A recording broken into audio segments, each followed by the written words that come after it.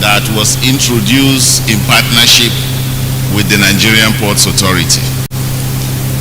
It's a call-up system that schedules trucks entry and exit into the ports, relying on inland trailer parks and holding bays that will keep the trucks off the road and only to be called when the port facilities are ready to receive or dispatch the trucks. The application links transporters via an application that can be downloaded. Although the ATO is a technology that is limited to truck movement around the port environment and does not fully integrate other aspects of port operation, it has made significant impact in reducing the traffic we have seen in Lagos. 2-3 years ago, Apapa, I don't know the word to describe it, but with the introduction of this system, the traffic has drastically reduced because the trucks will now only be called when they are needed. I want us to play the YouTube video of this ATO. Can they play it from up there?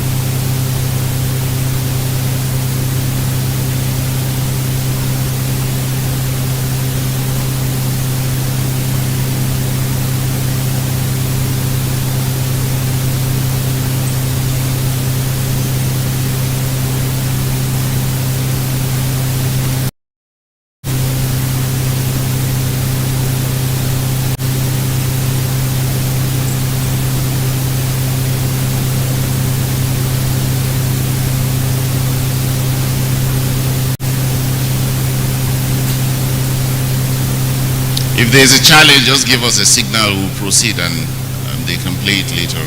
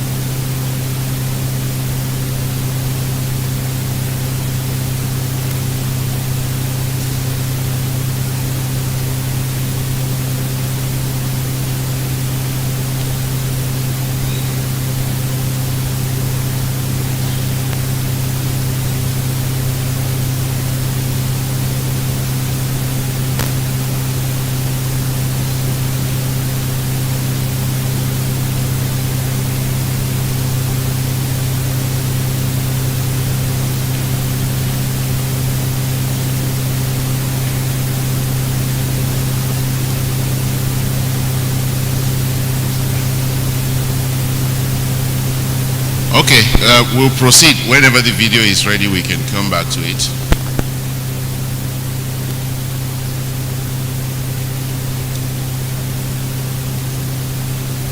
Opportunities versus transformation. Nigeria has a strategic location and potential to become critical African maritime hub. The coastline, as Dr. Okonda mentioned, if I'm not mistaken, about 850 kilometers of coastline. That is vast. There is no country in West Africa that I am aware of that has that vast coastal line, which is very strategic. There is also no country in West Africa that has an extended exclusive economic zone. Take advantage of that. The port of Lome, whose exclusive economic zone has been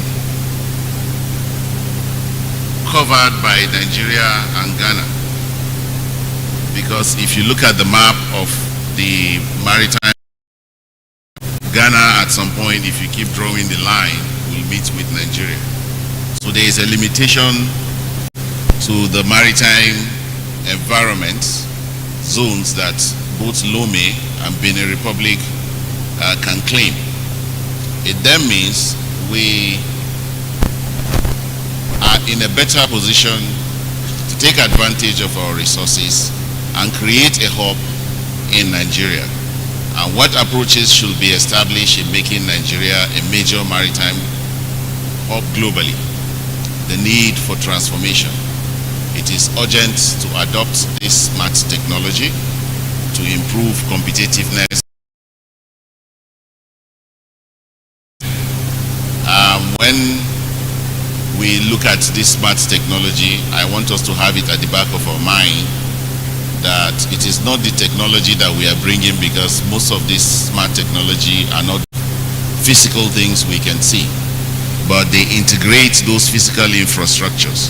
So we have to also go on a twin approach to develop the physical infrastructures and incorporate them into smart systems. And I have outlined here some steps for implementation. Technology integration, gradually, the gradual Internet of Things, artificial intelligence, and automation implementation. It would have been easier, of course, if all the infrastructures are there. But because we have to also build infrastructure, then it has to be gradual.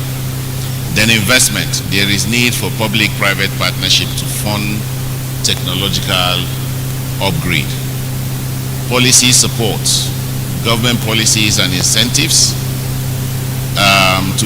government policies to incentivize the adoption of smart technologies. Of course, challenges, infrastructure. Like I said, they need to be provided, in most cases, upgraded.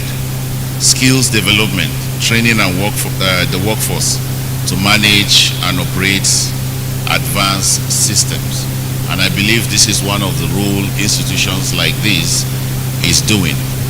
We have seen that when we were here in Maritime Academy. We used to go to Uyo. We would go to the regiments and collect pass, and then go to Uyo to do our time paper,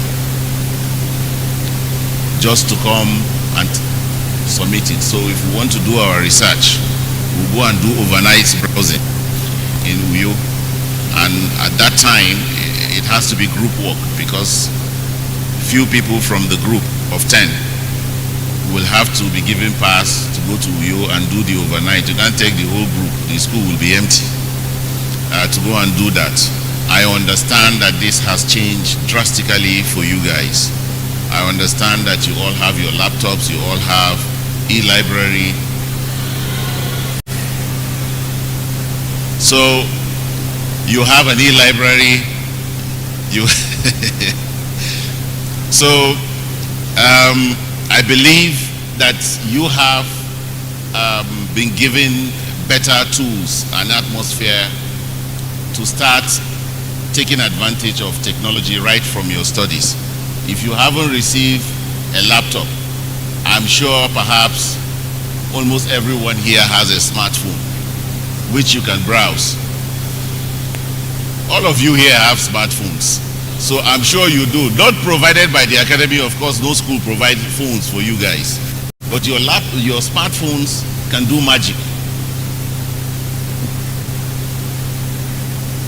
No. Now, roadmap for overcoming Nigerian ports challenges. Of course, in infrastructure modernization, assess current infrastructure and plan phase upgrades, integrates Internet of Things. Why phase upgrades? We will have to move phase by phase, but strategically. We have to have a plan, and we have to move phase by phase. There is no need for Nigeria to say, oh, we want to have everything that the world has because there is a regulation that says we must have it. But we need to start the journey and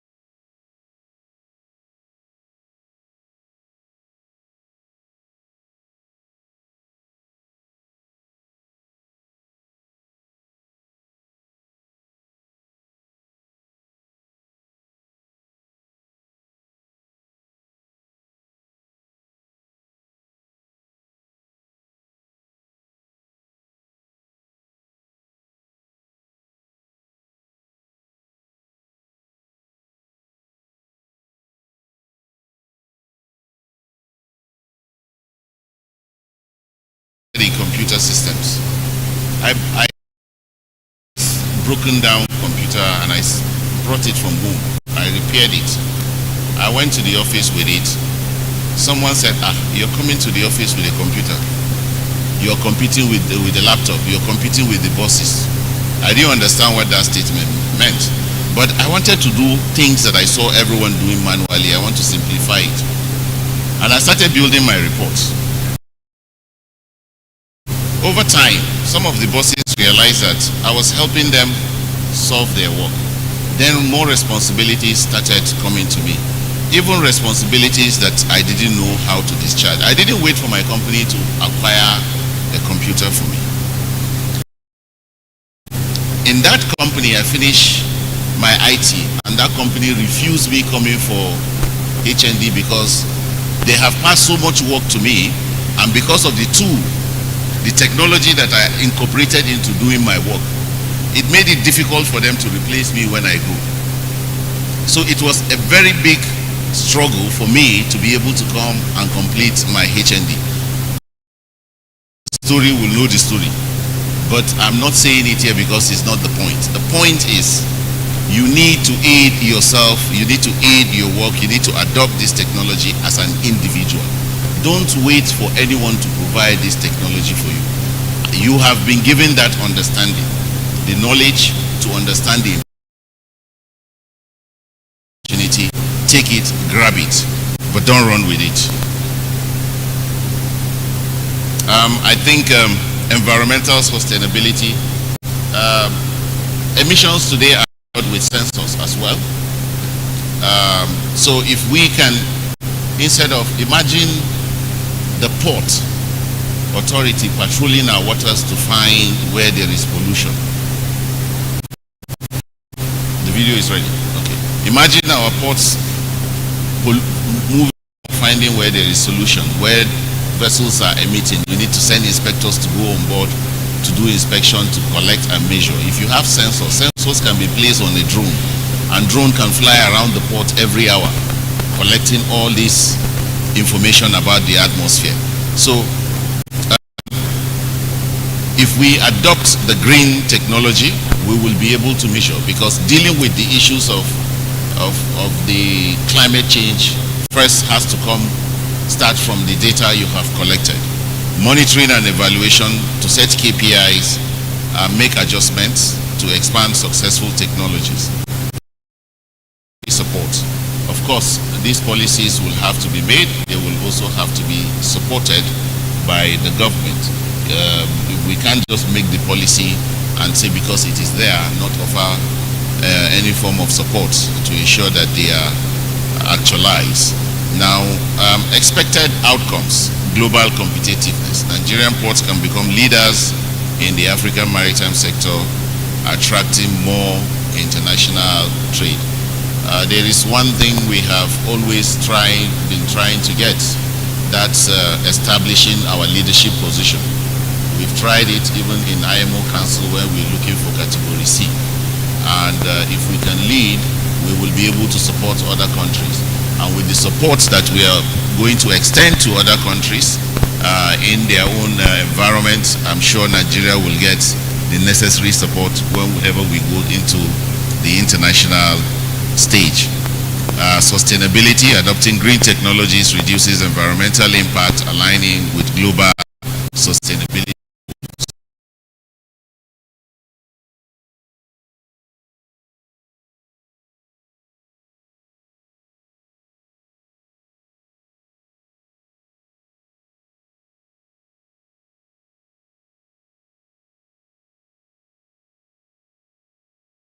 You want, it will not be patronized. Yeah. Then economic growth, enhance port efficiency, boost Nigeria's economy, facilitating trade and creating jobs. Half of you will be out in the next few months, I believe, and next year we'll have another size out, and that is how it will continue. It will be sweet that when you go out, you are not roaming the streets in large numbers.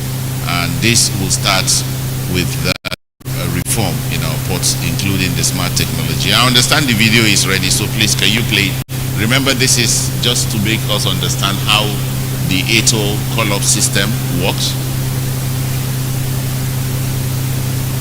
Is an innovative end-to-end solution, bringing an end to the logjam. Is an electronic call-up system organizing truck parking, movement. Is an electronic call-up system organizing. How does ATO do this? All trucks must park within approved truck parks, from where ATO schedules and calls them to a pre-gate, from where they are called into the ports. Who is ATO for? It is for transporters, truck drivers, cargo owners, clearing agents, shipping companies, and other persons with port-related business who must now download and register on the free ATO app. No roadside parking, and you cannot enter the ports unless you are called up by ATO. On the ATO platform, everything is transparent. First come, first served. ATO is approved by the Nigerian Ports Authority and powered by Trucks Transit Parks Limited. The ATO app can be downloaded for free from the Google Play Store. You can also sign up for ATO at ato.p.com.ng. Take note that from the 27th of February 2021, no ATO, no truck parks, no entry to the port. This message is brought to the authority. Okay. I hope, I'm not sure if you managed to hear it clearly, but you can later understand this technology. But this is just one example of the technology that has been incorporated into our ports operation. Limited, but it has done a lot of impact in resolving the traffic situation. There is no better example to show you how technology can improve the efficiency of the port. So in conclusion, stakeholders, including the government and private sector, port authorities must embrace the smart port revolution. The future of the Nigerian ports lies in the innovation of technology. The maritime training institutions must also integrate smart technology to their curriculum to equip the industry with the knowledge and interest needed to lead this growth, which, like I said, this is being done here, but I haven't reviewed the curriculum to see if smart technology is included into our maritime training institution. Sometimes we often wait for IMO to make decisions before we act. I don't think it would be a bad idea for maritime training institutions under the supervision of the maritime administrator to make a mandatory policy for smart technologies to be included into our curriculum if we consider this to be of interest to Nigeria. our decisions, our policy can serve as model for IMO to adopt, and they can now make it mandatory for other countries. So thank you very much, Maritime Academy, academic and non-academic staff, my former lecturers, cadets, for giving me this opportunity. I believe there will be time for question other than now, right? Thank you very much.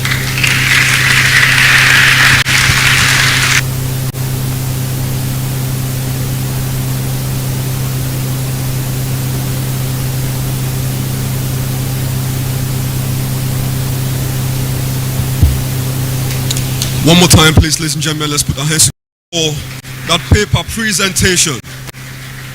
Cadets, you can do even better than that. Put your hands together and make it a resounding applause. Thank you. Before we dive into the question and answer section, while that lecture was ongoing, we had one of the very important personalities in the academy walked in, and I'd like to please acknowledge his presence here in our midst this morning. Distinguished guests, ladies and gentlemen, please, with a resounding applause, let's welcome and acknowledge the Registrar of the Academy, Mr. P.M. Netson. Please, a resounding applause for him, please. Thank you. Okay. Beyond the bounds of environmental impact of our port system, our speaker spoke eloquently and also recapitulated on the need for cadets to take advantage of the enormous opportunities in smart technologies.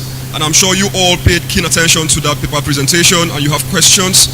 We would like to entertain 2 questions from this angle and also 2 from the other angle. Please, I would like to advise that you make your question very brief and straight to the point. Cadets, over to you. Questions? The floor is open to all cadets, please. That was justice done on that paper presentation, and I am very sure you have learned something and you have questions for the speaker this morning. Please, the floor is open. If you have questions, please indicate by the lift of your hands. Any question?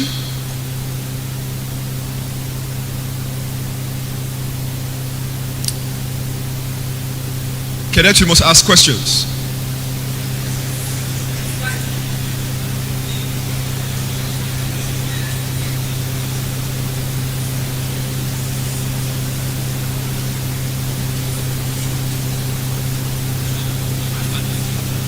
Okay, I'd like to direct this to the speaker, Mr. Emmanuel.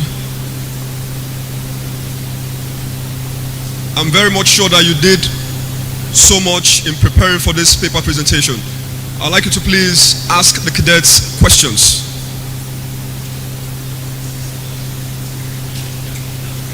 Okay.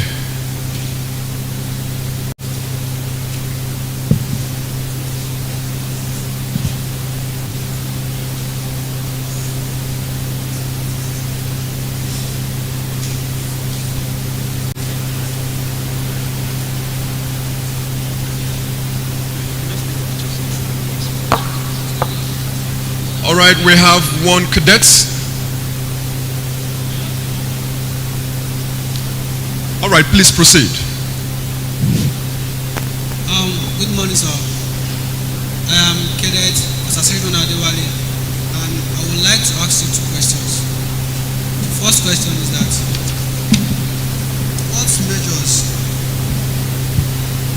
what measures will be taken to ensure cyber security in the adoption of technologies such as blockchain, AI, IoT, that is Internet of Things in port operations? The second question is that how will the implementation of technologies in port impact employment, and what plans are in place for upskilling or reskilling workers in ports?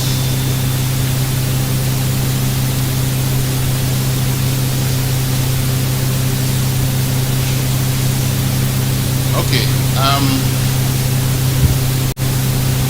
I think I have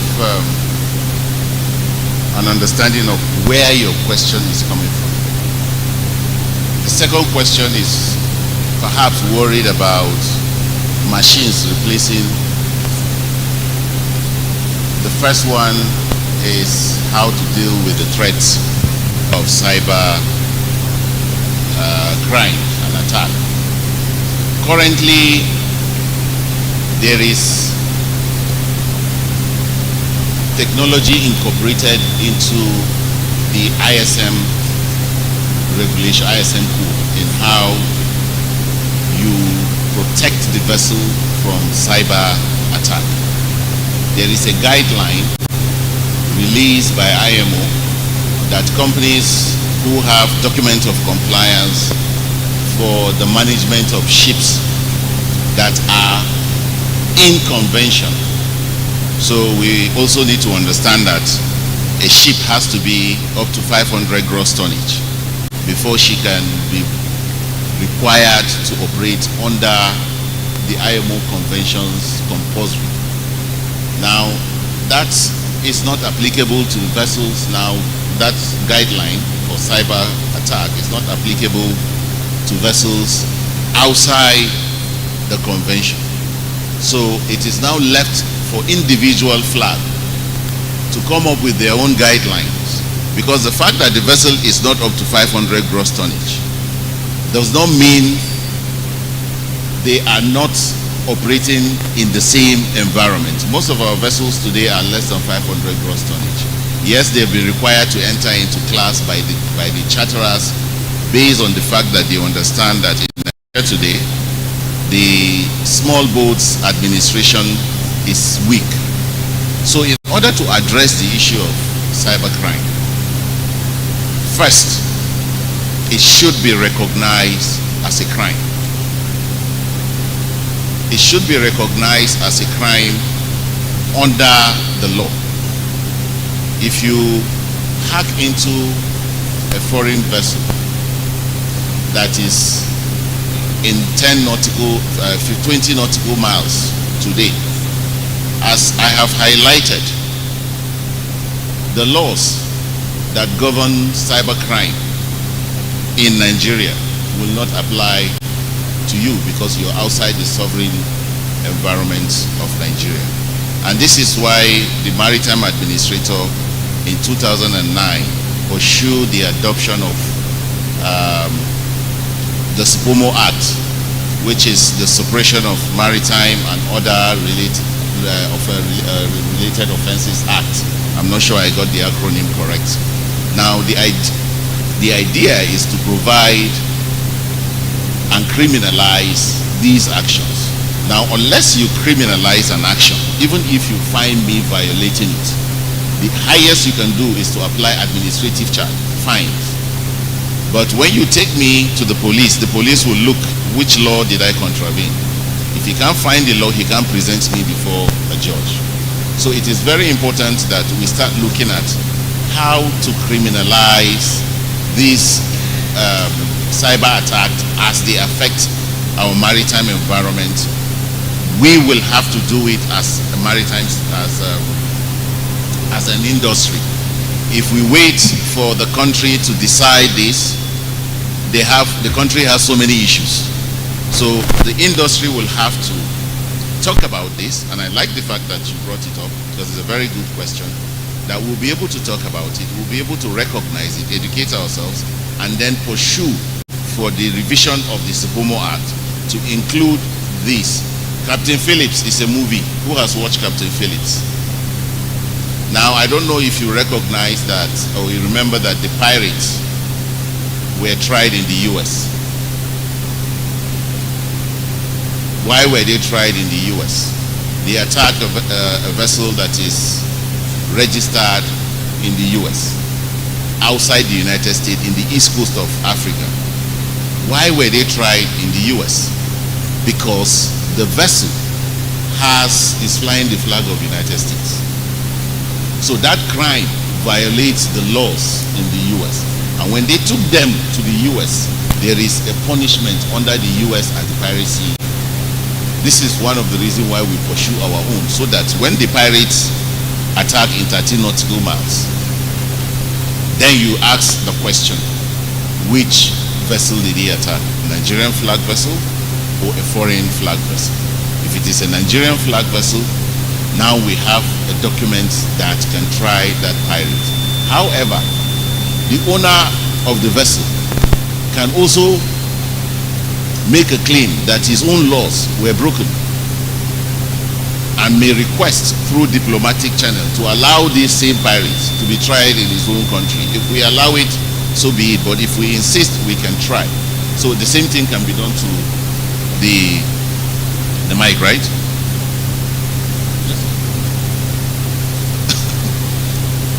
He's chasing me back to the podium again. Now, the second question, machines are never going to replace you. You just need to innovate.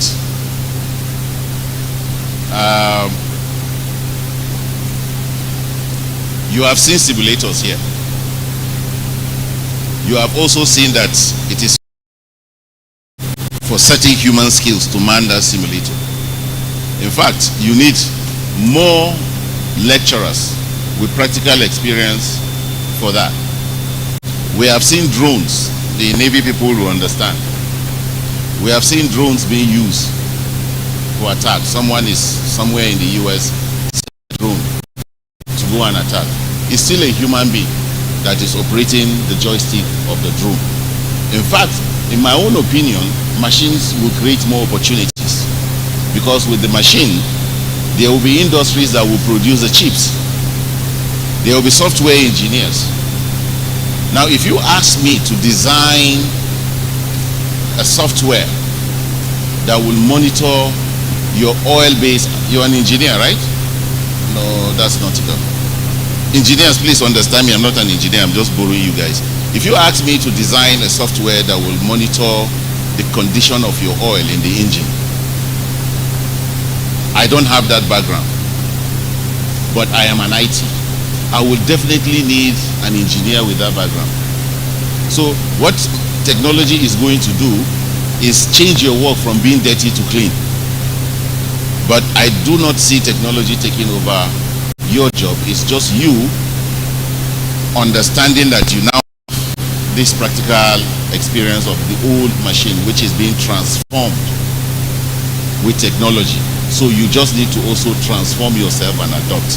But I don't see any threat of technology taking over our jobs. Those things will still be physical. They will still be produced. They will still be managed. They will still also be upgraded. It requires human interface in all aspects of it. I don't know if I have answered all your questions. So for cybersecurity, first recognition and criminalizing the act. For machine, innovate and improve on your own skills. Thank you, sir. A resounding applause one more time, cadets. Sir, do you have any question for?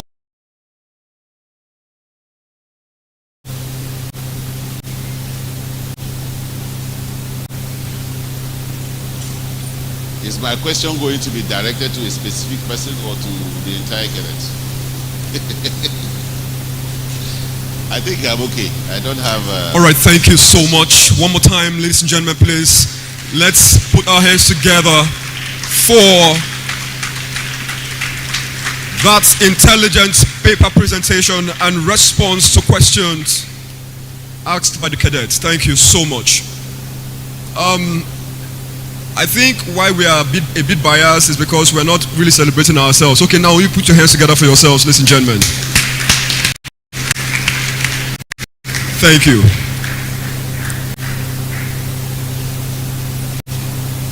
Distinguished guests, ladies and gentlemen, at this juncture, I'm going to be inviting up to the podium for the second paper presentation a beautiful and elegant young captain. Her beauty and her presence is worthy to behold.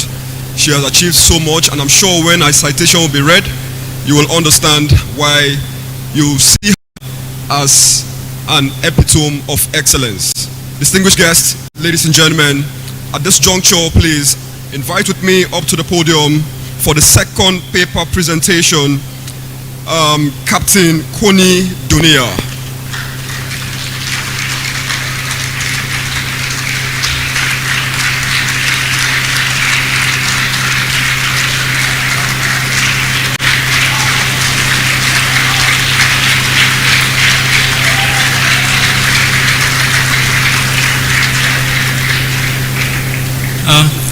Thank you. Ladies and gentlemen,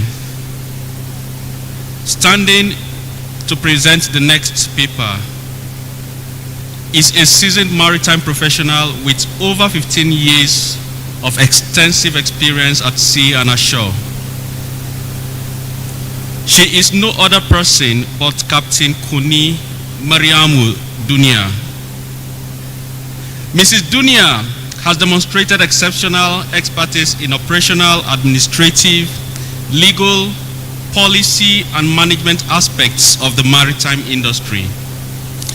Currently serving as the Shipping Legal and Regulatory Compliance Advisor at the Nigerian Liquefied Natural Gas since October 2020, she has previously held pivotal roles including voyage management and agency analyst at the NLNG and Assistant Fleet Administrator on secondment from the NSML to the NLNG Shipping Division. Her early career as an officer of the watch deck on board LNG carriers laid a strong foundation for their accomplished career. Mrs. Dunia is a result professional known for determining optimal operational practices, achieving objectives, and ensuring smooth operations and strategic advancements. Her commitment to the maritime industry is further reflected in their academic pursuits, including a Master of Science degree in Energy Economics, Management, and Policy from the Emerald Energy Institute, University of Port Harcourt, between 2019 and 2022, a management level certificate of competence, class 2 COC from the Maritime Coast Guard Agency in the United Kingdom, and a Bachelor of Science degrees in Maritime Studies from the University of Portsmouth. With a deep sense of patriotism, Mrs. Dunia envisions projecting Nigeria's maritime potential globally, contributing to the enrichment of Nigerians and the sovereign wealth of the nation.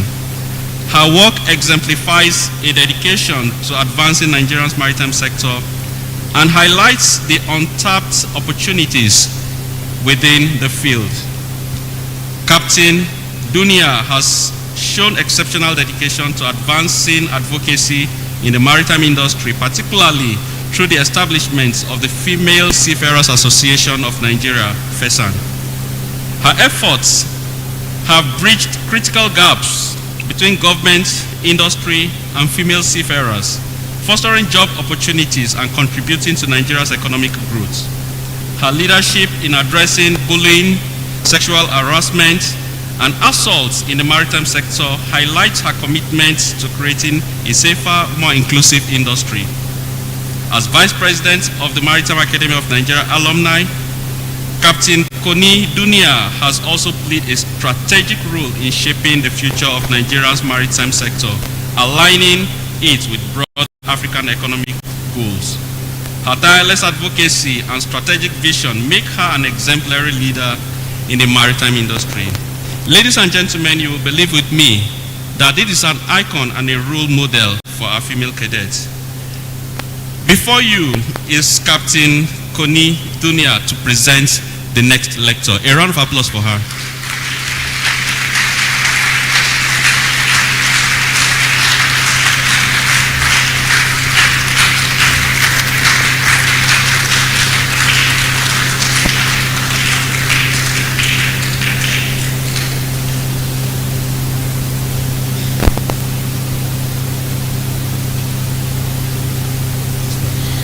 Okay, good morning, everyone. It's a great pleasure to be.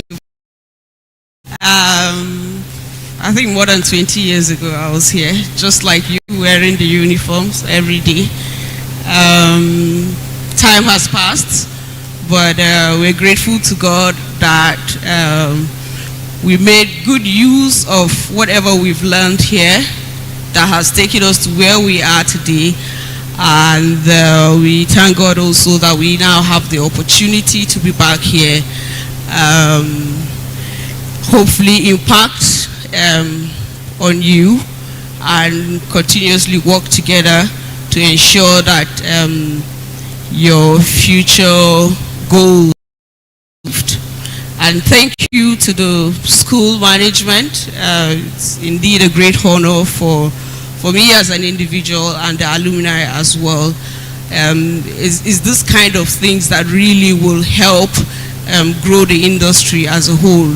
We, the alumni of this great academy, we pride ourselves as that one group that has the highest number of the most qualified individuals in the industry. And regardless of where you want to come from, you know, when it comes to ownership of companies, we're there. When you go even to the customs, we're there. Police, we're there.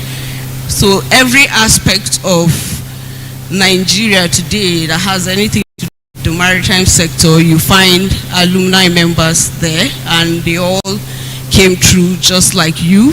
In every company we're there, all around the world we're there. And I think for me, I even use it to boast in my looking for any information from any part of the world.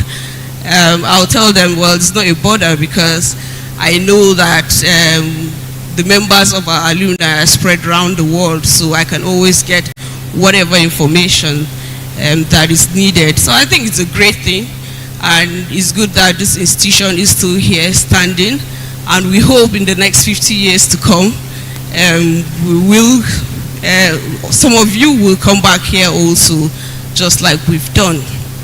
So today's topic is addressing human and institutional capacity development in Nigeria's maritime sector through stakeholder partnership. I think just by way of introduction, just talking about the alumni already says it all.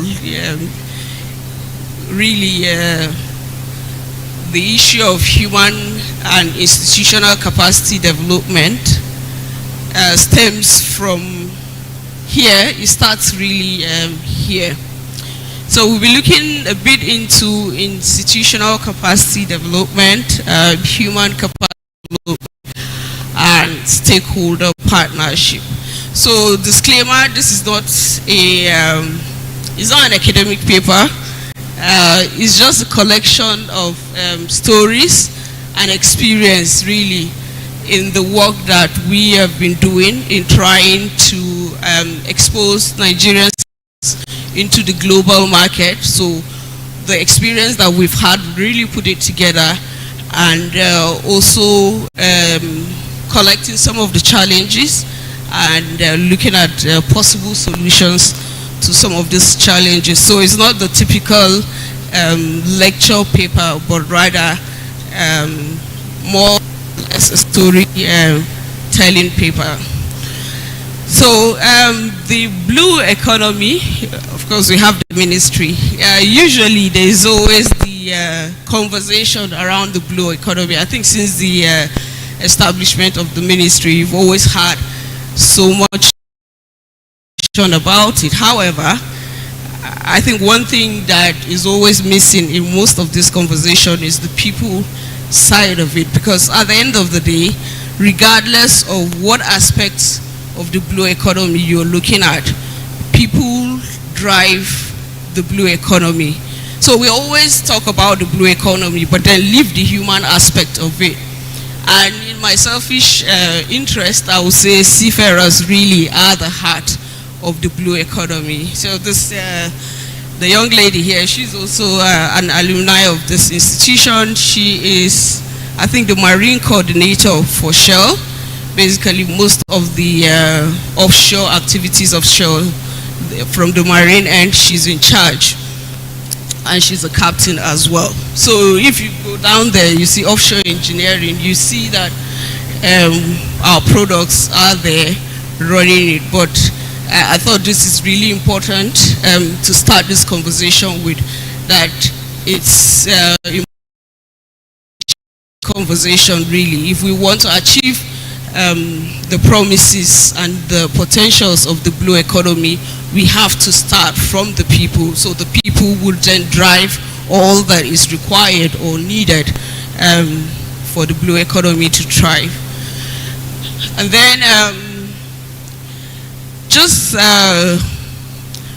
by way of stirring your curiosity, I want you to look at this picture. As we progress into the conversation, we'll come back to this same picture, but with different information. So I can just say the toothpaste used, for instance, this morning, it has a brand name on it, right? And how that toothpaste really came about is the fact that there's production process that went into producing the toothpaste. There was also quality control in ensuring and that, and then there was marketing, because wherever the supermarket you bought your toothpaste from, there were other brands, but you took a particular brand, and it's simply because the marketing of that brand has sold something to you, and you decided to go all the other ones that you saw there. So really, the production process looks at production, quality control, marketing, and then onto the consumer, and then that's the product there. So we'll come back to this later on in the paper, and hopefully this would then suddenly make sense. Yeah, so we start from the fundamentals of maritime education and training, and looking at the regulation, which is the STCW, even though it has gone through several revisions, and I think they are still ongoing. The STCW code was established to set certain minimum international training standards for professional mariners. The level of certification and training you are required to have is based on the capacity you serve in and the type of vessel you work on. The standards of training, certification, and watchkeeping for the seafarers, that's the STCW convention, was established a code adopted by many nations on July 7th, 1978, and was named the Seafarers Training, Certification and Watchkeeping Code, which is the STCW. In essence, when it comes to even all things human related in the maritime industry, which again stems from education, training, certification, and all, the foundation is really in the STCW. Furthermore, while nations adopted the STCW and developed curriculum for training and education around it, they went further and created what is called the White List.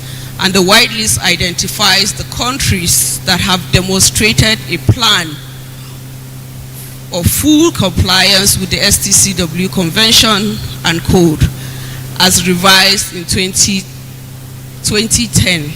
The White List was developed by an unbiased panel of competent persons at the IMO.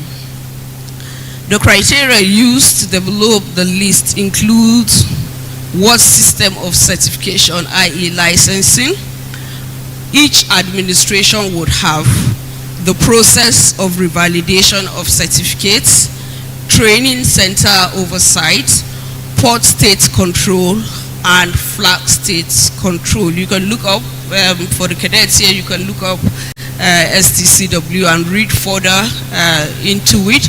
And I must say that really the Academy has done well, because Nigeria is on the White List, which means that we've been tested and proven to be in compliance with this document, and that's why Nigeria made it to the white list.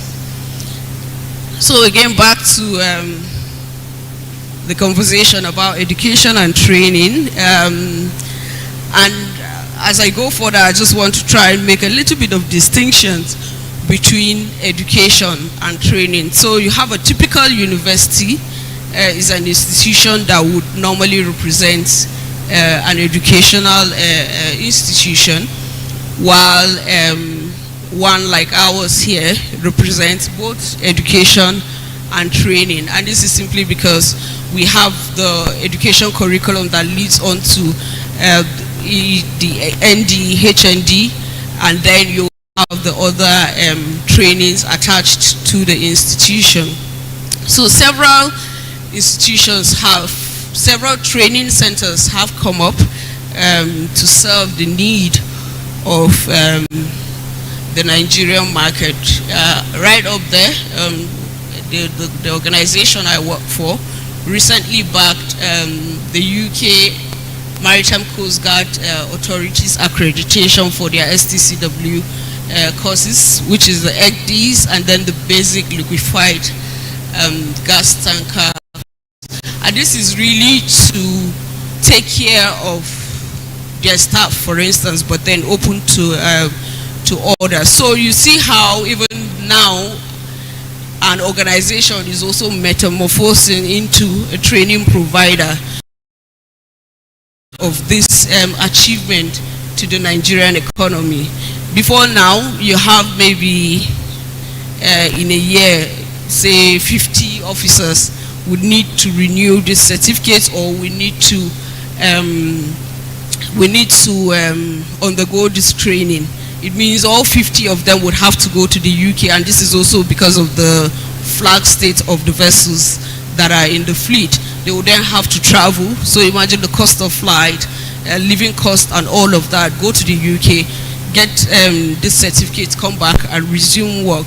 But right here within the company's facility, they are able to deliver that, and this shows the sort of progress that is happening.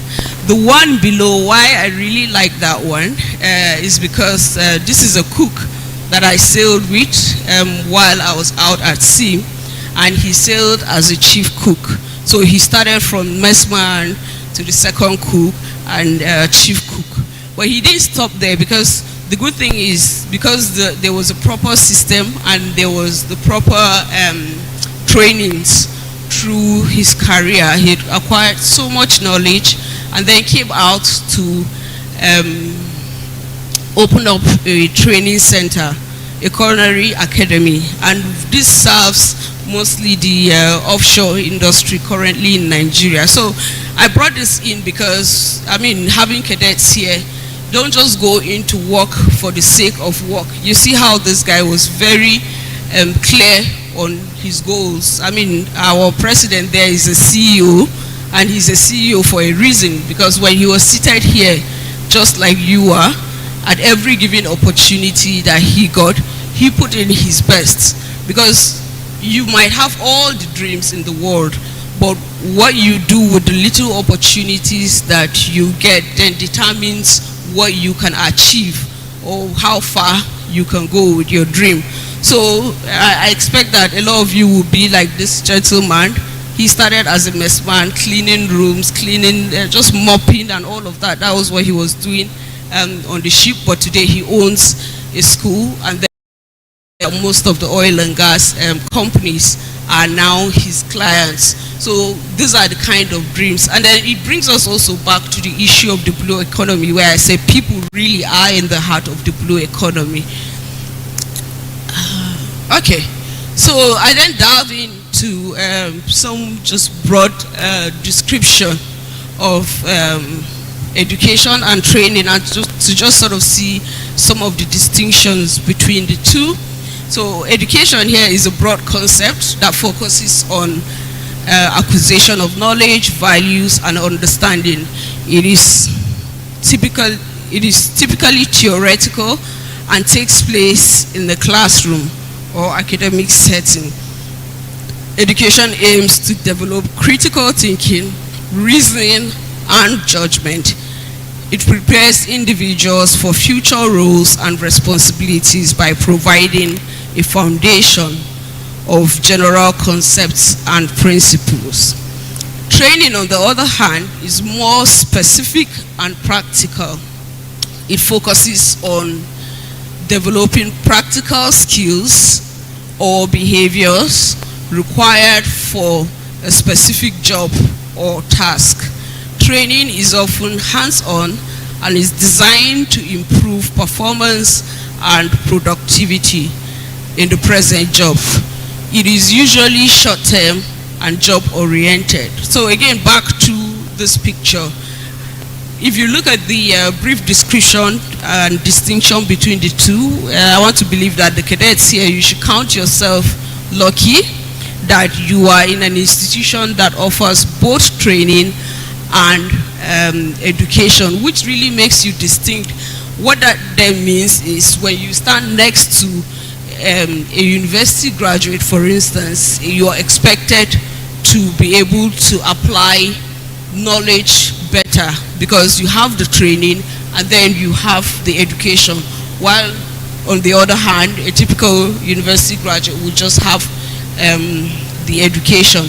And then on the other hand too, you have some of those ranks on the ship that just had training and came on board. So you are right here in the middle, the very strategic position of advantage, which we urge you all to take advantage of. So furthermore, modern maritime education, this is really looking at where the world is today and where the world wants to be. And it's good that he had talked about smart ports. You've seen all the innovation that is ongoing and that needs to go on around the world and within Nigeria as well. The maritime industry currently is experiencing a paradigm shift influenced by digitization and decarbonization. Modern maritime education must evolve to offer both retraining and training related to practices. So if you recall his paper too, what you used to know as the times are changing will no longer be sufficient. So you need to retrain yourself to catch up with modern technologies. And then for you cadets, as you're coming out of school, it's expected that you're more technologically savvy. So it's also important that you read up quite substantial information even on YouTube, but be careful to look for the ones. So quite substantial information for you to start even to build knowledge and appreciation of where the industry is really going. And this includes updating training for digital era and ensuring that the skills of maritime professionals are aligned with changing needs of the industry. I think some time back, we were here in the school and I went to the simulators. Coincidentally, that same year, I went to the school I attended in the UK and I also went to their simulators. And I must tell you that there's really no difference. The only difference I saw there is in the environment, right? So you have it all right in front of you. So please do make best use of it. So this diagram shows the top 10 trends and innovations happening in the industry. There's artificial intelligence. The drive for artificial intelligence in the maritime sector is also leading to some of the tech startups that we're seeing. Clean energy, which is mostly decarbonization. Maritime robots. Energy efficient integrations. Maritime Internet of Things. Blockchain technology. Big data and analysis, immersed reality. I think that's like the VR, the video reality, or what do you call it? I think they have it in the simulator where you wear the glasses and it takes you where you want to go. There's also 5G and cyber security. So here it has said that there are 1,063 startups in the maritime industry alone. There is also another picture that I've seen, and what it does is it puts all the startups on the map of the world. Sadly, hardly any out of Africa. So we're relying on you all. I see some people are sleeping. I hope I'm not too boring. So we're relying on you all and your technological savviness to come into this space and start creating solutions to some of the problems in the industry. And that's why these startups are here. They're here to create solutions. Another thing these startups are currently doing is that there is hardly any of the startups that you go that you will not find seafarers there. So seafarers are also taking up the technology space. So don't look at your being here as just here for the sake of it. You're here to be the products that will help shape and change the industry. Yeah, so a brief there on who a seafarer is. I think this slide clearly not for this audience. So we pivot forward to what is happening in the world. There is currently a global challenge for the maritime industry, and which is a shortage of labor and the shortage of seafarer. It is anticipated by the Baltic International Maritime Council. They carried out a study and anticipated that there will be 96,000 seafarers shortage by 2026. So just looking at this institution alone, in the next 10 years, if you look at how the numbers of our intakes, I'm not even sure we can catch up with this number. So it is a reality. However, there is a significant number of young qualified Nigerian seafarers that are idling due to lack of work, and then the females are worst off due to gender bias practices in recruitment in Nigeria. The drive for inclusion in the global maritime industry means that ship owners have to go out of their way to source for seafarers that will make up a diverse crew for these companies. So typical ship owners around the world, their typical source for seafarers would be the Philippines and India. However, there is one shortage, and second, the conversation around diversity and inclusion. So it means there is a requirement for employers to have a diverse workforce, and that would mean also looking for the Africans. So while on this slide we are, the world is acknowledging there is shortage, something must be done. This is some interesting conversation, and it really helps us start to see some of the issues. The first one here, a lady I met at conferences. She was the commercial head of a company that manages about over 600 vessels. So imagine what that means in terms of employment. So we had a conversation, and I asked her about their interest in recruiting from Nigeria. And her response here says she got a response from the chief operating officer that sourcing from Nigeria is currently not possible. Remember, we are already in the white list, and when you're on the white list, what that means is that every other country that has signed up to STCW should acknowledge your certificate. And in this case, they said hiring from Nigeria is not possible. She said this was his answer. After 2 weeks, when she had sent him a presentation I prepared prior to our meeting. She then further said, I wrote him back on our feedback, especially knowing the challenges of the Nigerian COC, but adding that some ladies also have Egyptian and Philippine COCs. Let's see. So if further the conversation continued, so she came back to me again, and this was their response, further response in quote. And she said, oh, it would be interesting to find out more from industry sources about exploring strategies in Africa. We have recently commenced recruitment of sea staff from Egypt. I also hear that South Africa is advertising their maritime officers to international trade. Let me know if there's anything interesting. And then on to the Nigerian COC.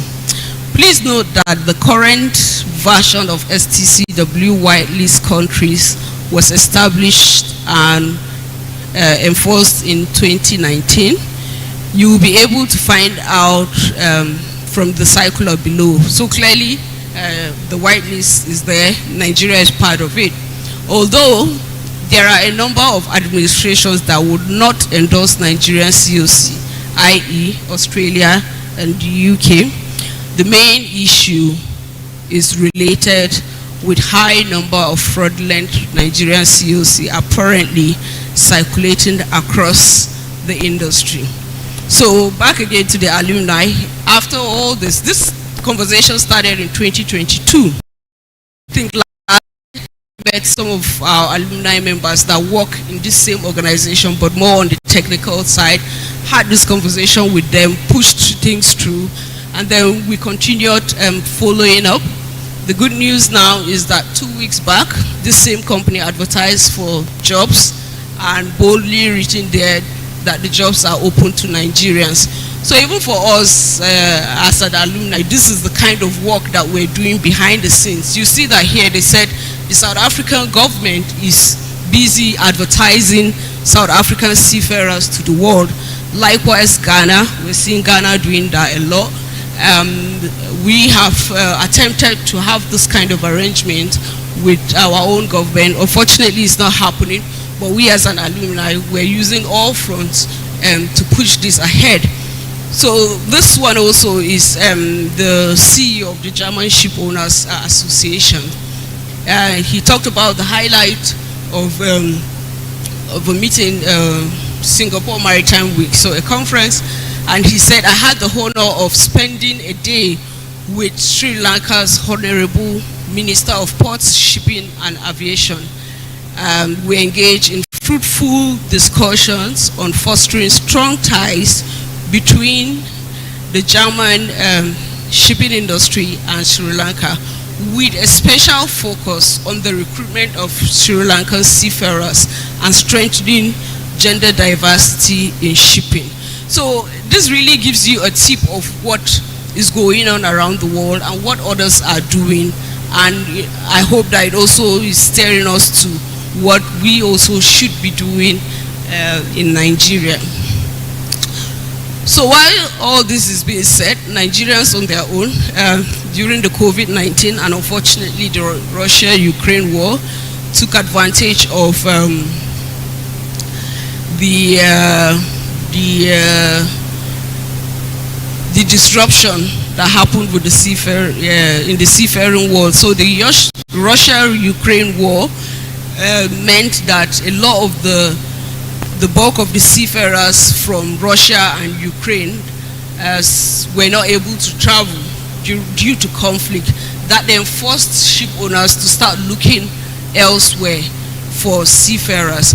And I must dust my hat off to these Nigerians. They went as far as taking up lower jobs. So you have a qualified engineer taking up an oiler job just to get in. And they get in, they work hard, and because they're so good, they get elevated to proper officers. So while there is shortage globally, we are on the white list, but we still are the underdogs of the industry. And the question is that where we are supposed to be? Is that where we want to be? Can we do anything about it? Here you see the cruise job fair. So here they're taking it to Bulgaria. So this is a group of cruise liners. They go to different countries sourcing for employment. So in this case, they're going to Bulgaria, Germany, Croatia, UK, Portugal, and then South Africa. South Africa, they're not even going to one city, they're going to two cities, which is Cape Town and Durban. But they are not coming to Nigeria, which shows you the kind of work that we need to be doing. However, Nigerians have started making an inroad into this industry on their own, and it's still the same pattern. Go for the very low-ended jobs, get in, and hopefully grow into it. I mean, the reality is it shouldn't be that way, but when you're left with no choice, you then take whatever comes your way and hope for the best. And I think this is a very strong message to the cadets. Bear in mind, where you are going should be the focus. How you start your journey really a border to you. But the most important is stay true to your goals. The journey might not start well, but it will surely end well. So again, a general overview of some of the key challenges that we see when it comes to seafaring in Nigeria. And the picture there, the ID card there, coincidentally, this is a seafarer's identification card. And this was developed by the ILO, International Labour Organization, as a sample. And you know, it really got me thinking, because you just wonder, okay, why did they use Nigeria as sample? Could it be that they were anticipating how difficult it would be for us to produce this plastic card? Well, for whatever the reason, it turned out true. Sadly, I'm not sure we have started issuing this, and this has further dampened the integration of Nigerian seafarers in the global market. Now, this card, Brazil recently put out a notice and said, for a ship coming into any Brazilian port, any seafarer on the ship that doesn't have this card, the ship owner will have to pay $200 per head per port call. So if you're into a business that you know your ship is going to South Africa, clearly a Nigerian seafarer is not of any interest or will not be of any use to you, because you don't want to be paying so much fine as a result of a Nigerian seafarer not having this plastic card. So one of the key challenges is the SID card, something as simple as that. So you have availability and issuance of discharge booklets, likewise the seafarer identity card, sea time fraud and certificate forgery, if you recall in that conversation, absence of database for Nigerian seafarers, employment fraud. So recently there was a study that was done, and it showed between Nigeria and India, we were almost competing on employment fraud. So either people get defrauded by saying, bring money, I will give you employment, and it never comes, or they give you the employment but then take a cut of your pay. So all these things are happening. Ineffective cabotage law implementation. I think the cabotage law is almost 20 years now.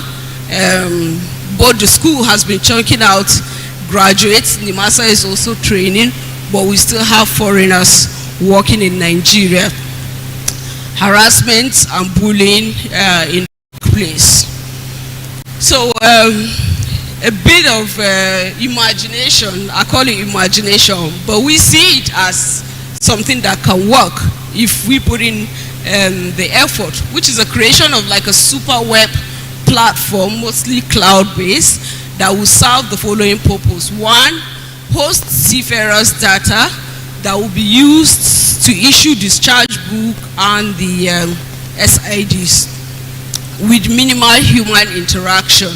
So imagine a portal where you just go register, upload all your information, and then you just go for data capturing, and then all these documents should be issued to you upon data capturing.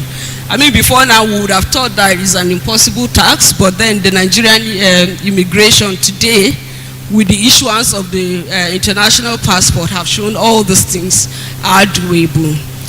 And then still under this platform, seafarers will be able to have individual pages on the website that will host all their records from institutions attended, sea time record, work experience, and certificate.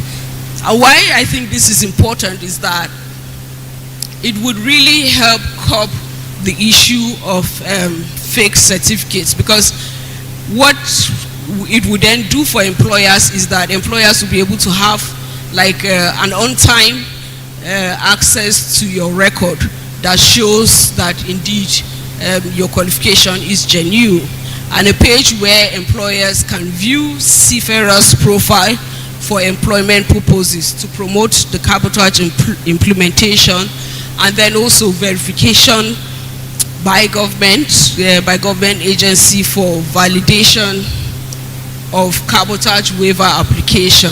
So imagine a scenario where a ship owner is applying for cabotage waiver. At the instant, whoever is sitting can go into this site and see that there are people with the certain qualification that the ship owner wants or not.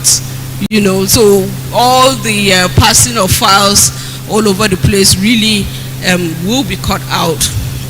And then to really curb the issue of corruption, we could go into collaboration with a body called Maritime Anti-Corruption Network. Right now, they are the global body recognized for fighting corruption within the industry. And then collaboration with International Seafarers Welfare and Assistance Network to report and manage issues of harassment, bullying, and welfare issues. To be honest, a lot of welfare issues within the Nigerian industry as well, and this is through my interaction with the young seafarers. So, and then the big one really is the MOU. I think even in that conversation it was referenced. So it's good that we have done all the work to be white list. But the question is, since we got on the white list, what did we do? Or what have we done, right? The first you're on the white list, and then countries go into signing memorandum of understanding as evidence of their satisfaction with the level of STC compliance. And mind you, the STC just gives the minimum standards. So this MOU then says, while the STC says this is the minimum, the UK says, okay, this is where I want to be. And then the UK, you go into a bilateral conversation, and the UK says, okay, I'll come check what you are doing. If you satisfy my standard, then I go into an agreement with you. So, and since we got onto the white list, what have we been doing? Around us, really question where we are. So right now we have very limited MOUs, and I don't even know if there's any. I think I've seen one list there. There's hardly anything there, sadly. Recently, Ghana has gone into an MOU with the UK, and it's a very strategic one, simply because the UK have positioned themselves in the close to number one position, and they guard it jealously. So if you really want to play in this space, the UK is really the place to go. And once Ghana got all the other ones, is just paperwork. So you see, every day they're making announcements, they're signing MOU, Italy, Spain, Germany, almost the whole of Europe, they've established their landscape, which frankly speaking is really what needs to be done for us to gain the benefits of being on the white list. And I must give kudos to the Academy, because it's the good work that you're doing that really got us onto the white list. But again, it's not enough. You know, the MOUs then would cement everything, and it's an announcement to the world that you're ready and you're here to play. So beyond the MOU with a country like the UK, where you earn that respect, we have Liberia flag, for instance. Liberia have one of the highest tonnage in terms of registry, i.e. the highest number of ships registered. So even if you don't want to go too far, Liberia close here is a very strategic move, because when you do, it opens up, trying to get the number.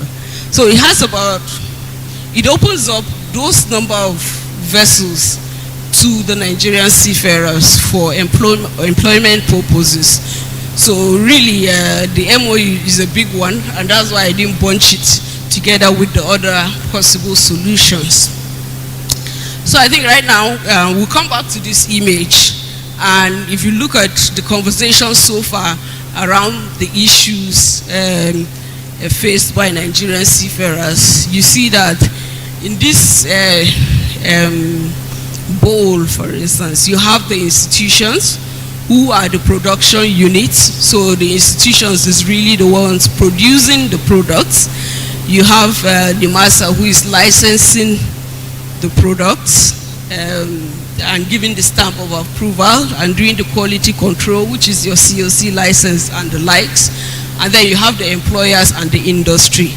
And that really, all this working together then gives birth to the seafarers. You also have the employers and the industry when it comes to sea time and the likes. And when you put all of this together, you give birth to the best product. So think about this. Think about what this looks like currently in Nigeria. And then as we go towards the end of the paper, we'll see an example that further explains this picture. So when it comes to partnership for growth, for the Academy as an institution, there is the International Maritime Employers Council. And this, its roots can be traced to 1940, when a group of ship owners employing seafarers from the Indian subcontinent created the London Committee. And it's interesting, the mention of it, because, you know, with the Europeans, they almost have a unilateral standard.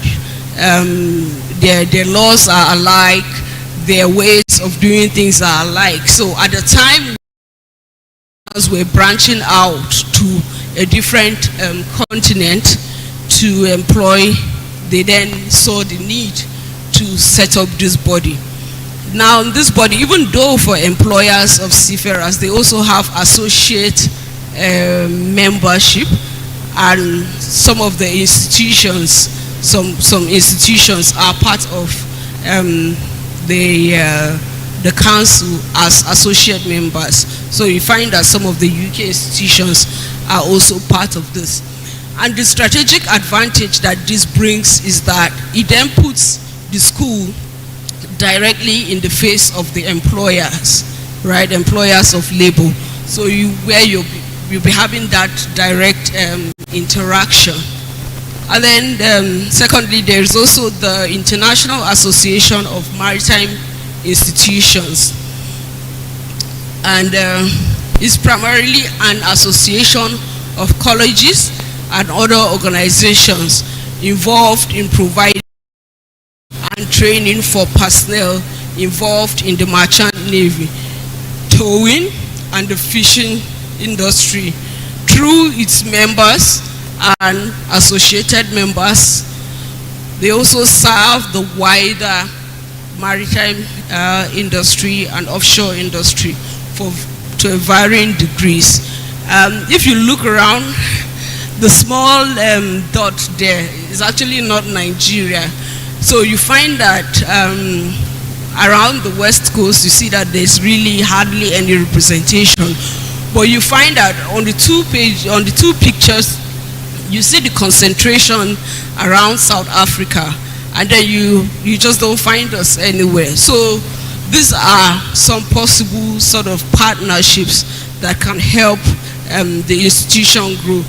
And I think in this era of digital advancement and with all the changes happening in the industry, belonging to this kind of groups helps you keep in touch with what is happening, and also helps you develop the institution and curriculums.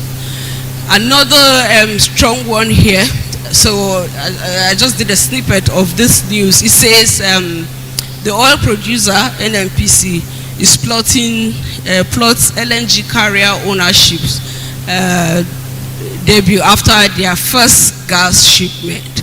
So I work with NLNG, and clearly NLNG's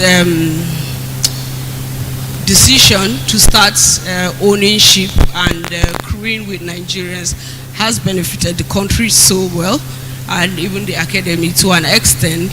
But then NNPC now wants to go into that, and it's important that I also start to look at partnership with them, so that as they go into that, they go in with the right framework that would also benefit that NLNG has brought to Nigeria. So imagine multiplying all of that. That will also help us reposition ourselves properly.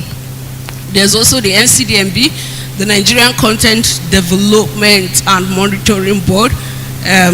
Currently what they are doing is ensuring that there is Nigerian capacity development within the oil and gas sector. So where an oil and gas company has to give a contract or a job out to foreigners, there is a caption there that says you have to develop for in-country use.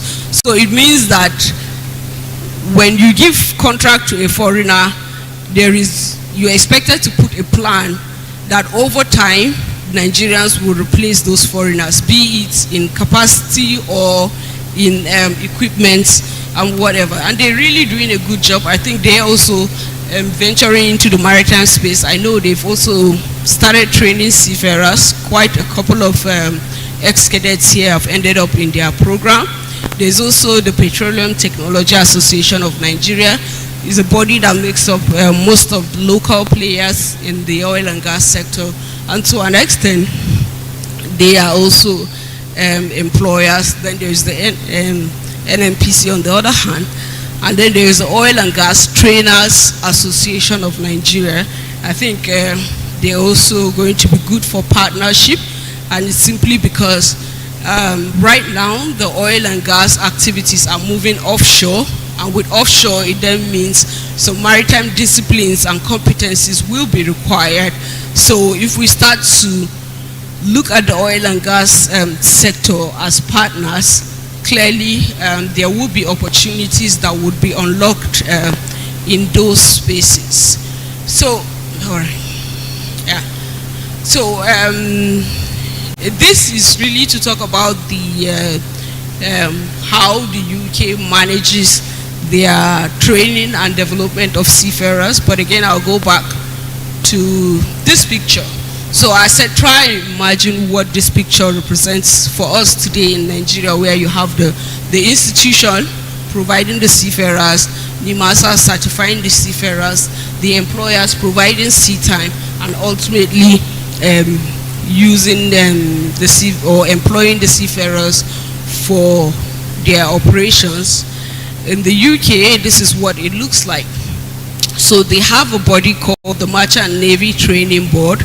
It's a voluntary body and a part of the UK Chamber of Shipping.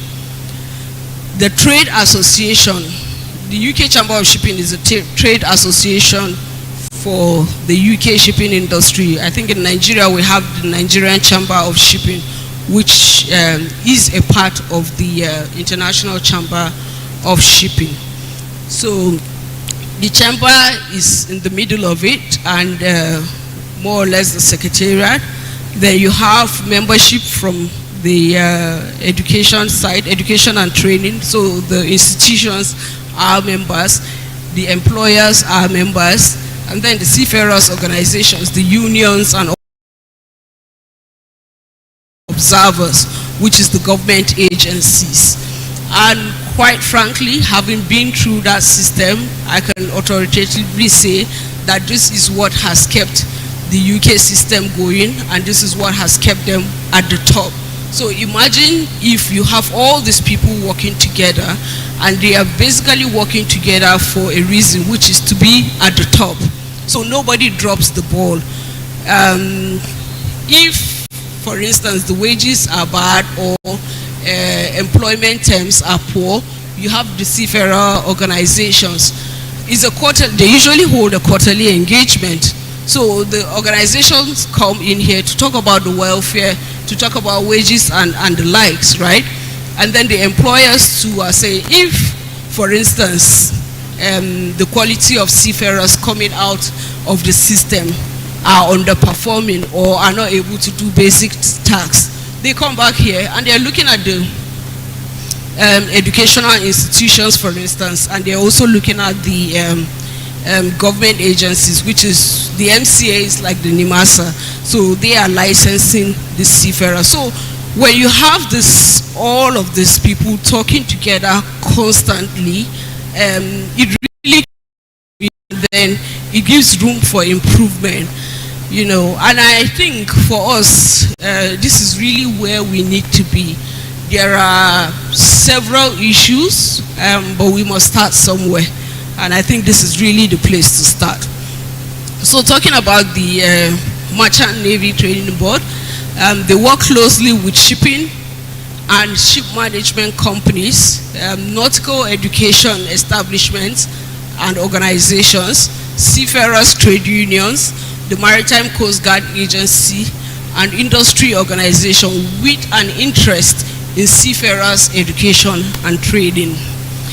The MNTB provides the link to government departments and bodies involved with the shipping industry, as well as those involved with the UK skills agenda.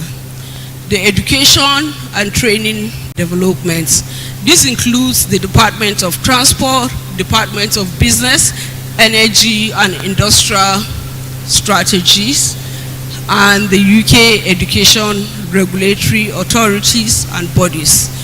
The MNTB works closely with the Maritime Skills Alliance to achieve joint aim with partner organizations in the maritime sector. And we'll come to the conclusion. Indeed, Nigerian seafarers have the potential to grow the GDP by earning in the US dollars and repatriating it into the Nigerian banks, regardless of where they work. And I think in the opening speech, Dr. Okonna did mention about the current state of the economy, the Nigerian seafarers playing a role in that. And the knowledge and expertise gained by Nigerian seafarers is fundamental for the growth and sustainability of the Nigerian blue economy. That goes without saying so much about it. And this brings us to the end of the discussion.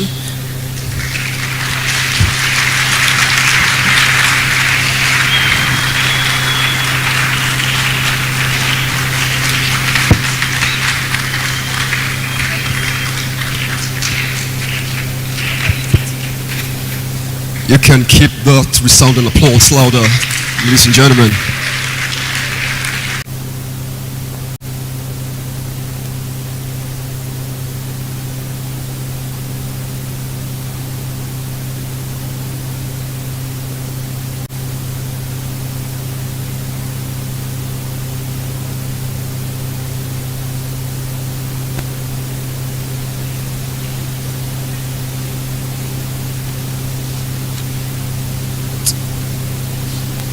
One more time, cadets, please, let's put our hands together for that second paper presentation. Thank you.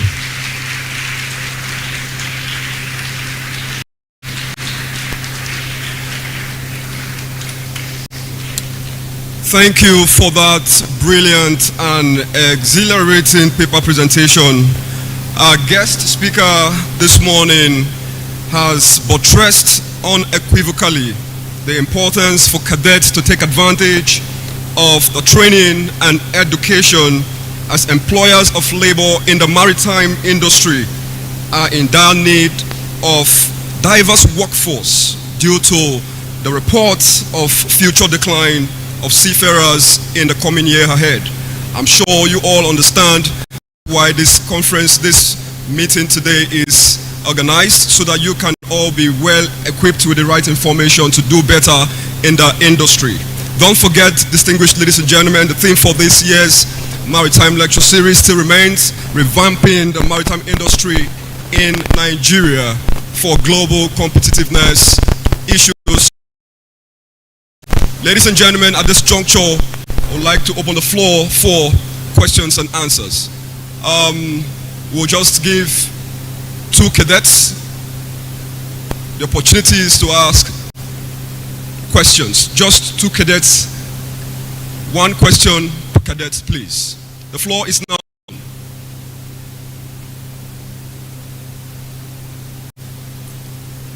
Cadets, over to you, cadets. Questions?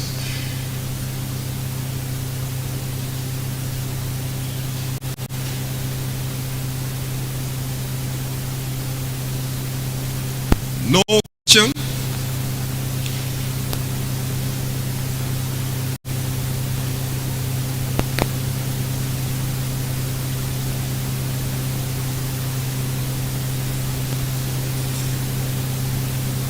Cadet, the floor is open and you have the opportunity of asking your question. The resource person is here to address your question, please.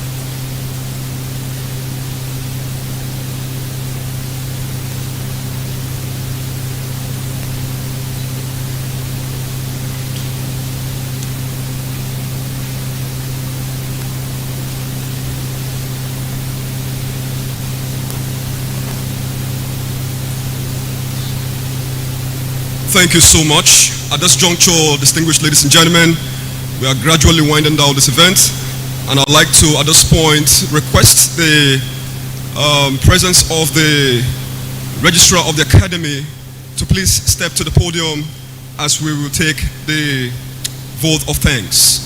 Please, a resounding applause for the registrar, Mr. P.M. Netton. Make that applause louder, please.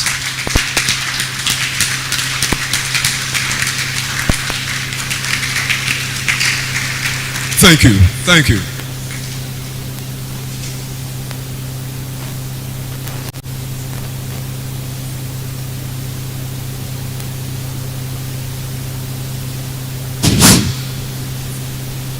Good afternoon once again. On behalf of the rector, the management, staff, and cadets of the academy, I want to sincerely thank our two presenters, Mr. Emmanuel Dagoa, the president of Amanu, and the vice president of Amanu, Captain Konu Junior. We are most grateful and we are proud of you to be good ambassadors of the academy. You have proved yourself this afternoon that yes, academy have trained you. And we want to thank the rector for choosing these two individuals to come to the level of our cadets. They have shared their experiences with you even while they were here in the academy. the Amadu president said something. That while he was here, throughout his studies in this place, they never had opportunity to attend any workshop. So it's a rare opportunity for you cadets today that you have been exposed with these presentations. We have had it before, and the management will continue to expose. Kudos to the rector for this vision. Please take this advantage. Once again, our presenters, we are most grateful. Cadets, please can you give them an applause?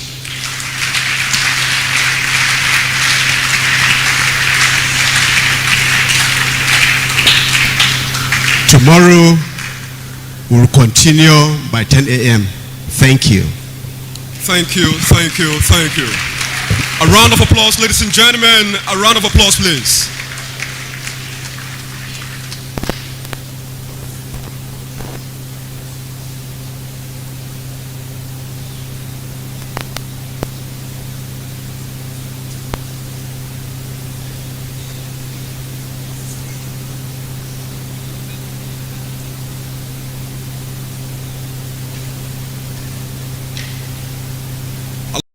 The Rector, Maritime Academy of Nigeria, Commodore Duja Emmanuel Ifedwa, to present the plaque to our guest speakers this morning.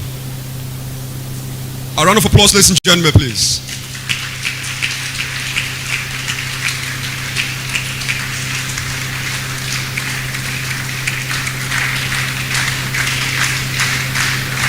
You can make that applause louder. You can make that applause louder.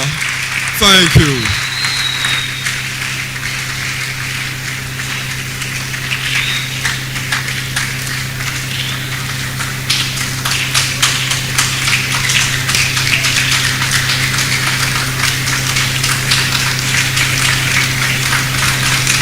Make that applause a loud one. Put those beautiful hands together. Thank you so much. Thank you.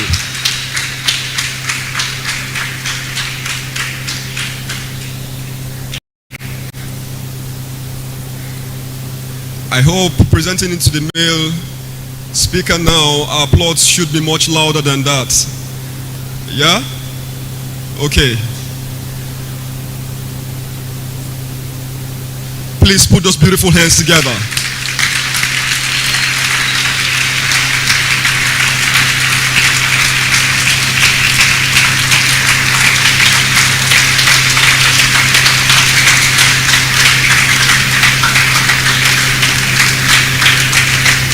Okay, at this juncture, distinguished guests, ladies and gentlemen, I'd like to request that the management staff and also alongside with invited guests, please step to the front of the auditorium for a group photograph, please.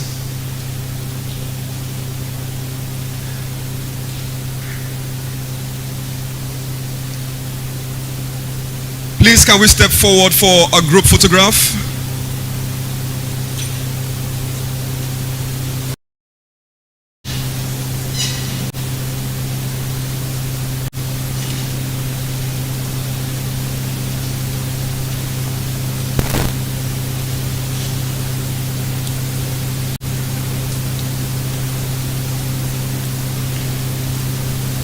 Special recognition and appreciation to all our online viewers. Thank you very much. We are getting your feedback and we know that you are following up this event globally across the face of the earth. Thank you so much to our online viewers. Please, I think we should put our hands together for our online viewers. Cadets,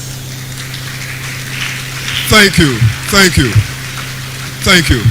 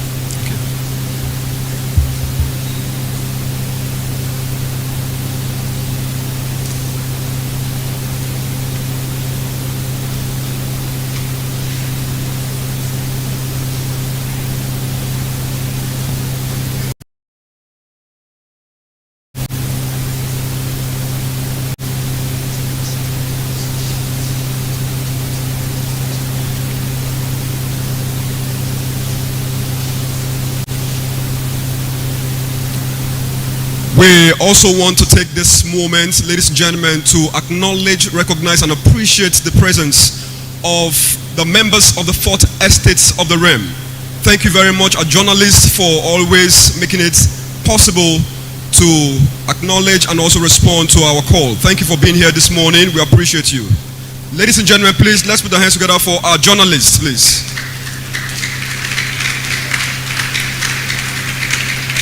Thank you.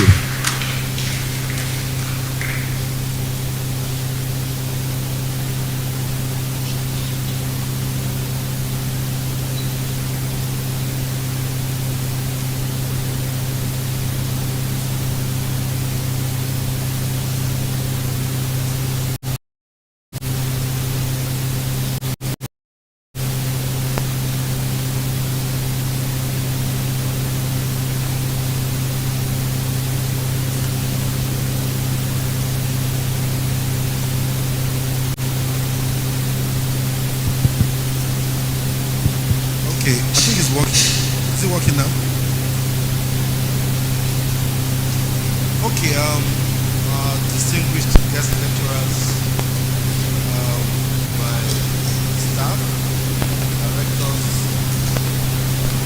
erudite cadets, I did not want to say anything this morning. I only want to just congratulate you for listening to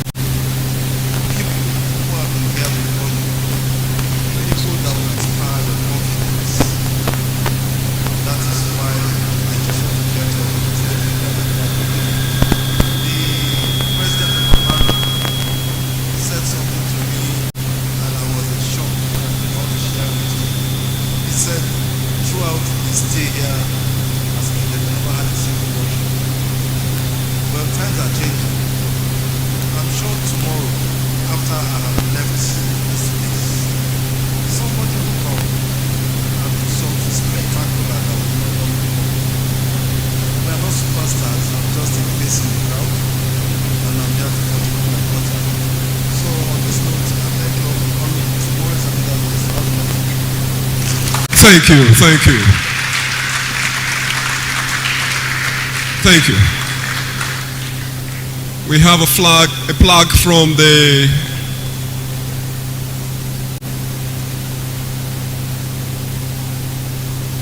Amano President to be presented to the Rector Maritime Academy of Nigeria.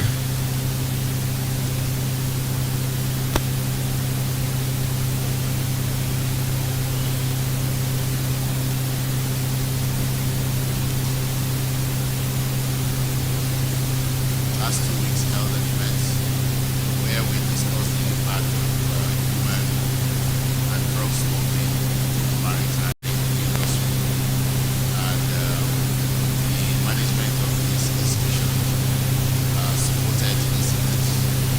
And we are here to show our appreciation to our rector for the support he has been giving the alumni in advocating for policies and programs that will foster the industry. So on that note, we want to say thank you on behalf of the alumni of Maritime Academy of Nigeria.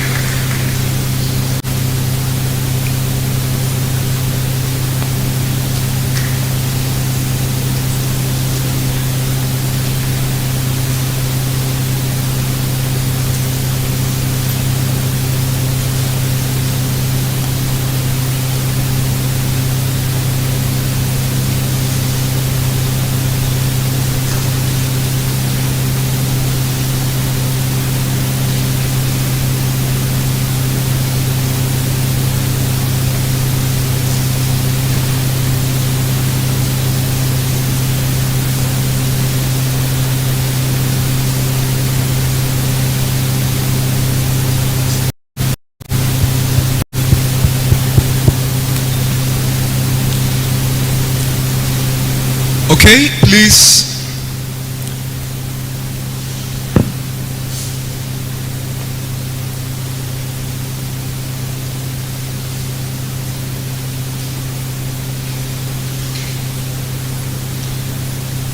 while the rector, management staff, and also our invited guests recess from this beautiful gathering this morning for a group photograph. Please, we are all expected to maintain our sitting position. And thank you very much for being a part of today's program. The program continues tomorrow. For now, this is where we draw the curtain to a close. Thank you. All right, thank you very much, our online viewers. This is the time we say thank you as we draw the curtain to a close. Thank you very much, everyone. God bless you.